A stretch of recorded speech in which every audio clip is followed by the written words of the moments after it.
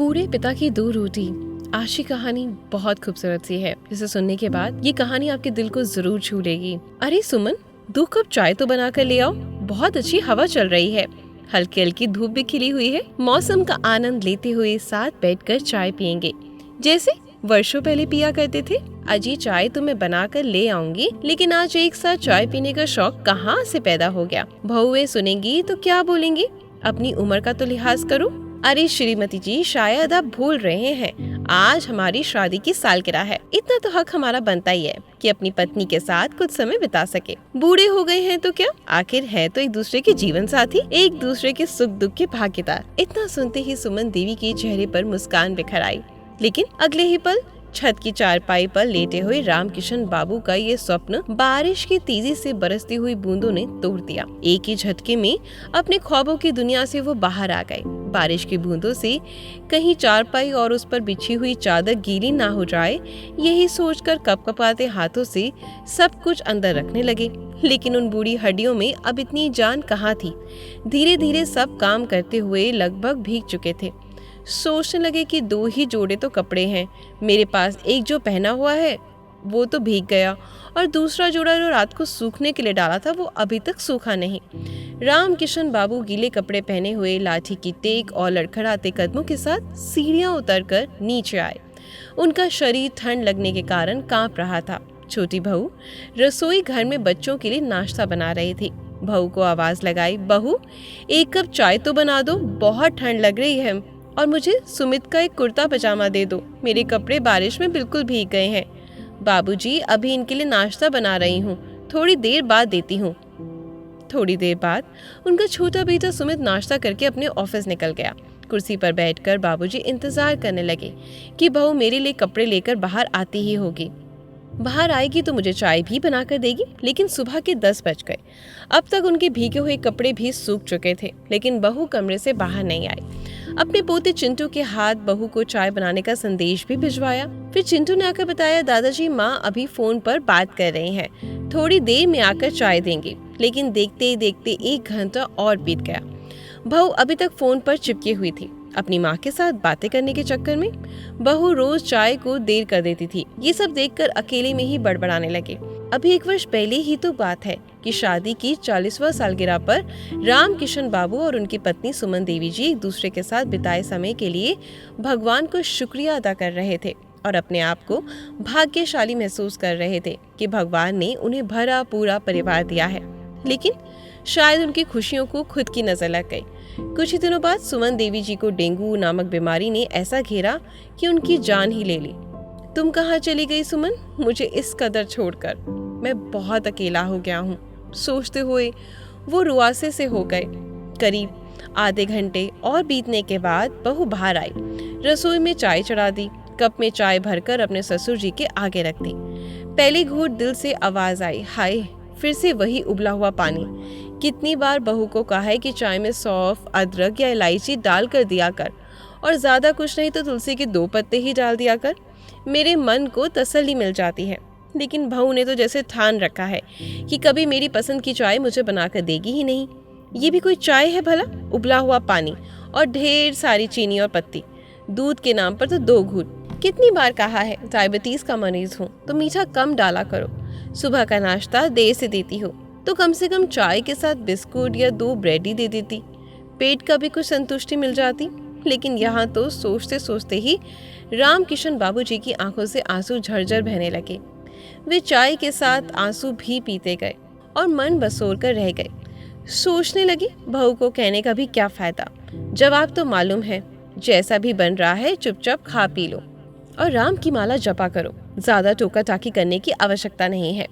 रामकिशन बाबू के 2 बेटे और 2 बहुएं हैं। उनकी पत्नी की मौत के बाद दोनों बेटे ने 2 मंजिला घर का बंटवारा कर लिया। ऊपर के 2 कमरे छोटे बेटे और बहू ने ले लिए और नीचे के मंजिले के 2 बड़े कमरे बड़े बेटे और बहू ने अपने पास रख लिया। बच्चों का सामान रख दिया। रामकिशन बाबू और उनकी पत्नी का जो कमरा हुआ करता था उसमें भी बच्चों का सामान रखकर उसे बच्चों का ही कमरा बना दिया। दलील ये दी गई कि अब माँ जी तो है नहीं और बाबूजी का इतना सामान है नहीं, एक पूरा कमरा घेर कर बैठे हैं। बाबूजी, अब आपको इतने बड़े कमरे की क्या जरूरत? छोटा बेटा सुमित बोला, तो बड़े बेटे अमित ने भी रजामंदी देते हुए कहा कि अकेले पिताजी तो छोटे कमरे में रह सकते हैं। अपनी पत्नी सुमन के जाने के बाद दोनों बहुएं आपस में खुसर पुसर होती देखकर रामकिशन बाबू को कुछ ऐसी बात का अंदेशा तो पहले ही लग चुका था, वरना यही दोनों बहुएं होती थी जो एक दूसरे का चेहरा देखकर भी खुश नहीं थी। लेकिन अपने ससुर को दूध में से मक्खी की तरह निकालकर फेंकने के लिए दोनों ने हाथ मिला लिया था। दोनों बेटों ने रामकिशन बाबू का पलंग छत पर बने छोटे से कमरे में रख दिया। पहले से ही एकाएकपन की मार झेलते हुए रामकिशन बाबू के अकेलेपन को दोनों बेटों ने अपने इस फैसले से दुगना कर दिया। बाबूजी गर्मियों में तो खुली छत पर चारपाई पर ही सो जाते और सर्दियों में जैसे तैसे छोटे कमरे में लगे पलंग पर रात गुजार लेते। वे छोटा सा कमरा और भी छोटा हो जाता जब बहुएं दिवाली की सफाई करने के उपरांत फालतू का सामान वहां पहुंचा देती। उनकी पत्नी को मरे 15 दिन भी नहीं हुए थे कि दोनों बेटे बहुएं अलग अलग रहने लगे और बाबूजी को 2 हिस्सों में बांटकर रख दिया।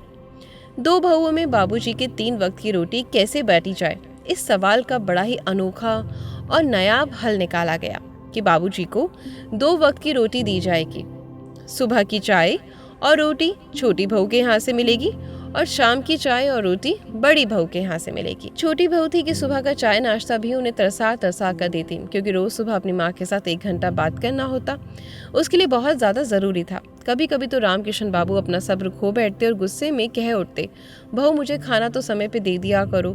तो छोटी बहू 2 टूक जवाब देकर उनका मुंह बंद कर देती। अपने ससुर की उम्र का तो जरा भी परवाह नहीं करती। नाश्ता मिलने के बाद जब तक रात का खाना मिलता तब तक रामकिशन बाबू अधीर हो उठते थे और बड़ी बहू थी 2 रोटी से ज्यादा बनाने में भी उसे तकलीफ होती थी। उसे खाने से उनका पेट ना ही तो भर पाता था और ना ही कुछ और। शाम के समय भूख से तड़पते हुए सोचने लगे कि बहुओं को कुछ कहता हूँ तो उल्टा 4 बातें सुना देती हैं कि अपनी इस उम्र में खाने पर लगाम लगाओ, इतना खाना अच्छी बात नहीं, और फिर आप कोई काम करने थोड़ा ही जाते हो, इतना खाना खाओगे तो पचाना मुश्किल हो जाएगा, और यदि बीमार पड़ गए तो हमसे सेवा तो हो नहीं पाएगी।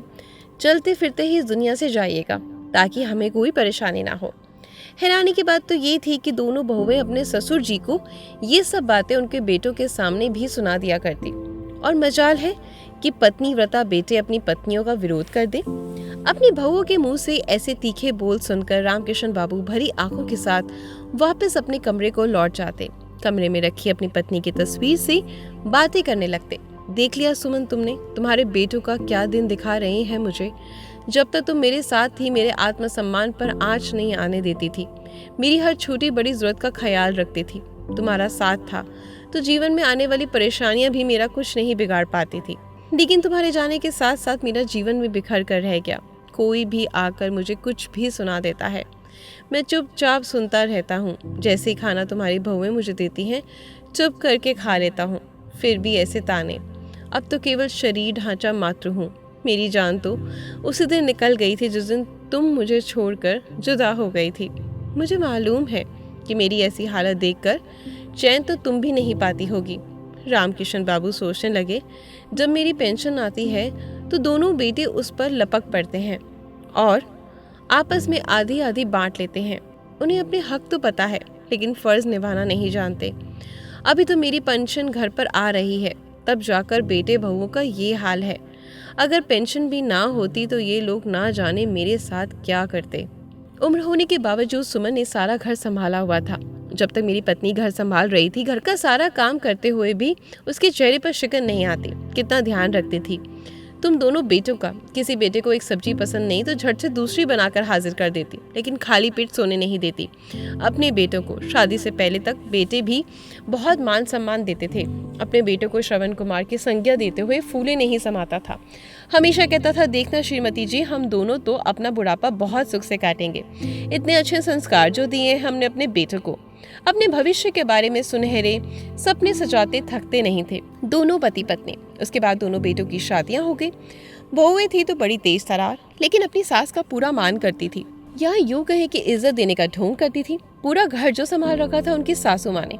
आधे से ज्यादा काम तो किया कराया मिलता था, लेकिन फिर भी पूरा परिवार खुशहाल था। फिर अचानक एक दिन डेंगू के बुखार ने उसे पूरी तरीके से जकड़ लिया। आज भी वो रात मुझे याद है जब सुमन देवी 104 डिग्री बुखार से कराह रही थी। दर्द के कारण सिर फटता सा जा रहा था उनका। कितना कहा था उन्होंने अपने दोनों बेटों को अपनी माँ के लिए बुखार की दवा ले आओ, लेकिन दोनों बेटों ने यही कहकर टाल दिया कि अभी कोई दुकान खुली नहीं होगी। लेकिन सरकारी डिस्पेंसरी तो दिन रात खुली रहती है। इस बात का भी उन पर कोई असर नहीं हुआ। शायद नींद उन्हें अपनी माँ से ज्यादा प्यारी थी। सुबह जाकर लाकर देंगे, आप भी सो जाइए और हमें भी सोने दीजिए, कहकर दोनों बेटे वापस हो गए। आधी रात को पैदल चलकर मैं सुमन जी के लिए दवाई लेकर आया, लेकिन जब तक घर पहुंचकर देखा तब तक बहुत देर हो चुकी थी। सुमन तो मेरा इंतजार करते करते इस दुनिया से विदा हो गई थी। उसके जाने के बाद तो जैसे मैं लवारिस सा हो गया। ये लोग इतना भी नहीं सोचते कि जब जी रहा हूँ 2 रोटी तो खाऊंगा ही ना। क्या मेरी वह 2 रोटियां भी इन लोगों को आज भारी लग रही हैं? अपनी पत्नी की तस्वीर के साथ बातें करते करते उनकी कब आंख लग गई पता ही नहीं चला। अपने अकेलेपन को दूर करने के लिए रामकिशन बाबू सुबह और शाम के समय पार्क में जाकर बैठ जाते। वहाँ हम उम्र लोगों के साथ बैठकर उनका थोड़ा दिल बदल जाता। एक दिन वे और उनके दोस्त जब पार्क में बैठे थे तो शर्मा जी बोले, आज बहू गट्टे की सब्जी बना रही है। क्या बताऊं, गट्टे की सब्जी तो इतनी स्वाद बनती है कि दिल नहीं भरता, पेट भले ही भर जाए। शर्मा जी ने जैसे ही गट्टे की सब्जी का जिक्र करा तो रामकिशन बाबू की आंखों में चमक आ गई। गट्टे की सब्जी तो मेरी पत्नी सुमन भी बहुत अच्छी बनाती थी। पत्नी के साथ साथ जिंदगी के सारे स्वाद भी चले गए। अब तो बहुओं को जो बनाने को कहता हूँ, कहते कहते उनकी आंखें आंसुओं से डबडबा गई। फिर एकाएक अपने आंसुओं को अपने दिल में समेटकर बात को संभालने का असफल प्रयास करते हुए कहने लगे, वैसे खाना तो मेरी बहुएं भी बहुत अच्छा बनाती हैं। इस पर शर्मा जी बोले, अरे रामकिशन, आज तू मेरे साथ घर चल, हम एक साथ खाना खाएंगे, बहुत मन कर रहा है। बहुत मना करने पर भी शर्मा जी नहीं माने और जिद करके रामकिशन बाबू को खाना खिलाने के लिए अपने घर पर ले गए। कुछ दिन बीते तो उनकी बड़ी बहू बाबूजी के कमरे में आकर चिल्लाने लगी, बाबूजी, आपने तो हम लोगों की इज्जत की धज्जियां उड़ा रखी हैं। शर्म नहीं आपको ऐसे कांड करते हुए? अपनी नहीं तो कम से कम हमारी और अपने बेटों की इज्जत का ख्याल कर लिया होता। मोहल्ले भर में नाक कटवा कर रखती है आपने तो हमारी। रामकिशन बाबू जो हैरानी से अपनी बहू की बातें सुन रहे थे बोले, लेकिन बहू, मैंने ऐसा क्या कर दिया जो तुम इतना चिल्ला रही हो? अच्छा, बन तो ऐसे रहे जैसे आपको कुछ मालूम ही नहीं। आपने किया क्या है? अभी अभी काम वाली बाई बता कर गई है कि आप शर्मा जी के यहाँ खाना खाते हैं। बड़ी बहू ने कहा तो उसके सुर में सुर मिलाती हुई छोटी बहू भी बोली, क्या हम आपको खाना नहीं देते जो पड़ोसियों के घर में मुंह मारने जाते हो? आप जानते भी हैं कि मैं कितने ऊंचे खानदान से हूँ। अगर मेरे मायके में इस बात की भनक भी पड़ गई तो क्या इज्जत रह जाएगी हमारी? दुनिया क्या सोचेगी कि बेटे बहू मिलकर भी इन्हें 2 समय की रोटी नहीं खिला सकते। दोनों बहुओं की खरी खोटी बातें सुनकर रामकिशन बाबू का कलेजा मुंह को आने लगा। उन्हें स्वयं भी लगने लगा कि शायद उन्होंने बहुत बड़ा गुनाह कर दिया है। अपराध बोध की भावना के कारण वे कुछ बोल नहीं पाए और दुखी दिल के साथ वापस अपने पलंग पर जाकर बैठ गए। फिर अगले ही पल सोचने लगे कि यदि मुझे मेरे अपने घर में भरपेट खाना मिलता तो मैं किसी के घर खाना खाने क्यों जाता भला? यदि मैंने शर्मा जी के घर 1-2 दिन खाना खाया भी तो इस बात का कसूरवार मैं कैसे हो गया? मैं भी भूखा कब तक रहूं? आखिर मेरा भी तो दिल करता है भरपेट स्वादिष्ट खाना खाने का। अगले दिन सुबह रामकिशन बाबू जब सीढ़ियों से नीचे उतर रहे थे तो उन्हें स्वादिष्ट खाने की महक आने लगी। देखा तो दोनों बहुएं रसोई में एक साथ खाना बना रही हैं। एकाएक उन्हें याद आया, आज तो सुमन की बरसी है। आज के दिन तो सुमन हमें हमेशा के लिए छोड़कर चली गई थी। आज सुमन देवी की पसंद का सारा खाना तैयार किया जा रहा था। भरवा बैगन की सब्जी, चने, हलवा, पूरी, खीर बनाई जा रही थी। दही भल्ले और दाल कचौड़ी भी बनाई गई थी। जोर शोर से सारी तैयारियां की जा रही थी। रिश्तेदारों और आस पड़ोस वालों को भी बुलावा भेजा गया था। बहू, मेरे लिए 1 कप चाय तो बना लो। रामकिशन बाबू ने छोटी बहू को आवाज लगाई। कुछ देर रुक जाइए बाबूजी, अभी बहुत काम है रसोई घर में। ये कहकर छोटी बहू ने उन्हें टाल दिया। रामकिशन बाबू कुर्सी पर बैठकर अपनी चाय का इंतजार करने लगे। 2 घंटे बीत गए लेकिन बहू ने उन्हें चाय तक नहीं दी। भूख से परेशान होकर उन्होंने बड़ी बहू को आवाज लगाई, बड़ी बहू, मेरे लिए 2 रोटी बना दो, बहुत ज्यादा भूख लगी है। ये सुनकर बड़ी बहू तो जैसे तैयार बैठी थी उन्हें बातें सुनाने को। बाबूजी, ऐसा भी क्या आग लग गई पेट में जो कुछ समय रुक नहीं सकते? देख तो रही है ना कितना काम है हमारे पास। अब एक ही बार खाना खाइएगा। इतना तो सोचिए कि पंडित जी को खिलाने से पहले आप कैसे खाना खा सकते हैं। अरे तो 1 कप चाय ही तो दे दो, कुछ तो कम से कम तृप्ति हो जाए। रामकिशन बाबू की ये बात सुनकर बड़ा बेटा जो वहीं पर पंडित जी के लिए आसन लगा था गुस्से में बोला, बाबूजी आपको समझ में नहीं आता, पहले पंडित जी को खाना खिलाया जाएगा, उसके बाद कोई खाना खाएगा। लेकिन बेटा अभी तो दोनों बहुओं ने अपने बच्चों को खाना खिलाया और फिर मैं तो केवल चाय ही मांग रहा हूँ। इस पर छोटा बेटा अपनी माँ की तस्वीर पर चढ़ी माला को ठीक कर रहा था। कहने लगा, बाबूजी अगर बच्चों ने खाना खा भी लिया तो क्या हुआ, आप हर समय शिकायतें क्यों करते रहते हैं। अब पान के घूंट पीते हुए रामकिशन बाबू चुपचाप अपनी कुर्सी पर बैठे रहे। कुछ देर बाद सभी 11 पंडित खाना खाकर चले गए और सारे मेहमान भी आने लगे, लेकिन रामकिशन बाबू को अभी तक किसी ने खाना नहीं दिया। सोचने लगे, हाय रे विधि का विधान, ये कैसा दस्तूर है कि जीते जी तो अपने बुजुर्गों को ये लोग पूछते नहीं और उसे क्या पसंद है क्या नापसंद, लेकिन मरे हुए व्यक्ति की पसंद की चीजें बनाई जा रही हैं और पंडितों को खिलाई जा रहे हैं। मन ही मन सोचने लगे कि काश इंसान अपने बुजुर्गों की जीते जी सेवा कर पाए। आज उनकी आंखों से आंसू रुक ही नहीं रहे थे। तभी छोटे बेटे ने आवाज दी और उनके हाथ में खाने की थाली थमाकर झंगोर कर चला गया और कह के गया, ये लीजिए खाना। जैसे ही वो भोजन का पहला कौर मुंह में डालने लगे तो बेटे ने उनकी आंखों से आंसू देखे। देखते ही उन्हें कहने लगा, पिताजी यहाँ सभी मेहमान आए हैं, आप यहाँ बैठे, सबके सामने आंसू बहाकर तमाशा मत करिएगा। यदि ये सब करना है तो अपने कमरे में चले जाइए, सबके सामने हमारी नाक कटवाने की कोई जरूरत नहीं। रामकिशन बाबू के सब्र का बांध टूट गया। अचानक ही पेट की भूख गायब हो गई और अपने बेटे के हाथ में वापस थाली थमाते हुए जोर से बोले, मुझे ये बेइज्जती भरा खाना नहीं चाहिए। काश मैं अपनी पत्नी के साथ ही चला जाता तो ज्यादा अच्छा होता। ऐसी जिल्लत भरी जिंदगी भी कोई जिंदगी है। रामकिशन बाबू की बातें सुनकर दोनों बेटे और बहू उन्हें गुस्से से देख रहे थे, लेकिन आज बाबूजी डर कर बैठने वाले नहीं थे। उन्होंने कहना शुरू किया, 2 बेटे और बहू होने के बावजूद मुझे भरपेट खाना नहीं खिला सकते। यदि 1-2 दिन मैंने अपने दोस्त के घर खाना खा लिया तो उसमें भी तुम्हारी नाक कट गई। इस पर भी जो जली कटी बातें तुम्हारी पत्नियों ने मुझे सुनाई वे अभी तक मेरे दिल में तीर की तरह चुभ रही हैं। और मेरा यकीन मानो बेटा, और उस दिन वाकई में भूख से मरा जा रहा था। ये सुनकर बेटों को एक झटका सा लगा कि उनके होते हुए उनके पिताजी पड़ोसियों के यहाँ खाना खा रहे हैं। बहुओं की तरफ देखते हुए रामकिशन जी बोले, कभी आज तक मेरी मनपसंद की सब्जी बनाकर खिलाई है मुझे? बेटा मेरा शरीर जरूर बूढ़ा है लेकिन मन नहीं। आज भी खाने पीने को तरसता हूँ। मैं तुम अपने बच्चों की इच्छाएं तो पूरा करना जानते हो, उनके पसंद का खाना उन्हें खिलाना जानते हो, लेकिन मेरी इच्छाओं का क्या? बेस्वाद खाना भी ऐसे पकड़ाते हो जैसे मुझ पर कोई बहुत बड़ा एहसान कर रही हो। सुबह उठकर 10 बार चाय मांगता हूँ, तब जाकर कहीं जाके मुझे चाय मिलती है। मुझे और भी उबले हुए पानी जैसा स्वाद आता है। 3 वक्त की रोटी तो हर एक इंसान की ज़रूरत होती है। तुमने उसे भी 2 वक्त की रोटी में बदल दिया ताकि तुम्हें सहूलियत हो सके। जितना खाना तुम मुझे देती हो उसमें मैं भूखा रह जाऊं तो भी मैं कैसे जीऊंगा?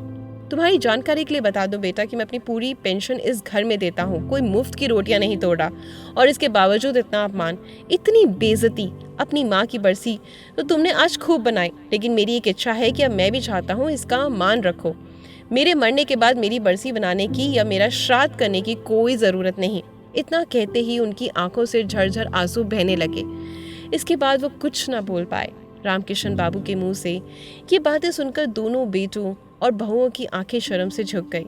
शर्मा जी और रामकिशन बाबू की भावनाओं को अच्छे तरीके से समझते थे। उनके बड़े बेटे के कंधे पर हाथ रखकर बोले, बेटा यही बात तो तुम लोग नहीं समझते। जीते जी माँ बाप को अच्छा खाना खिलाएं। यदि जीवित व्यक्ति को खिलाकर संतुष्ट नहीं किया तो मरने के बाद उनकी बरसी पर उनका मनपसंद खाना ब्राह्मणों को खिलाने का क्या फायदा? इंसान के मरने के बाद पुण्यतिथि पर ब्राह्मणों को खाना खिलाने का महत्व तभी है जब जीते जी अपने बुजुर्गों की आत्मा को खुश रख सको। बेटा 1 हो या 2, आखिर फर्ज तो उनका बनता है कि वे अपने पिता के खाने पीने का पूरा ध्यान रखें। अपने बड़े बुजुर्गों की ये बातें रामकिशन बाबू के दोनों बेटे के दिल को झंझोर रही थी। उनके चेहरे पर शर्मिंदगी के भाव थे और आंखों में पछतावे के आंसू। अपने द्वारा किए गए व्यवहार के बारे में सोच सोचकर वे शर्म से जमीन पर गड़े जा रहे थे। इससे भी ज्यादा ये बात उन्हें खाई जा रही थी कि उनकी लापरवाही के कारण पिताजी को शर्मा जी के घर जाकर भोजन करना पड़ा था। सभी मेहमानों के जाने के बाद दोनों बेटों ने पिताजी के पैरों में गिरकर उनसे माफी मांगी और अपनी अपनी पत्नियों को आदेश दिया कि माँ पिताजी का जो कमरा उन्होंने बच्चों को दे दिया उसे खाली करके उसमें पिताजी का सामान वापस रखा जाए और पिता के खाने का खास ध्यान रखने के लिए हिदायत भी दी। आज रामकिशन बाबू अपने कमरे में डबल बेड पर बैठे हुए टेलीविजन देखने का आनंद उठा रहे थे। और स्वादिष्ट भोजन का लुत्फ उठा रहे थे। आशा करती हूँ आपको मेरी कहानी बेहद पसंद आई होगी और ज़रूर मेरी इस कहानी ने आपके दिल को छू लिया होगा। अगर अभी तक आपने जीवन में कोई गलती करी है, किसी का दिल दुखाया है, तो बस आशा करती हूँ कि आने वाली ज़िंदगी में ये सब मत करिएगा।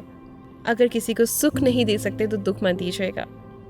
अगर आपको अपनी ईशा की कहानियाँ पसंद आती हैं तो वीडियो को लाइक और शेयर ज़रूर करें और मेरा इंतज़ार करें। कल दोबारा मुलाकात होगी सेम समय पर। धन्यवाद।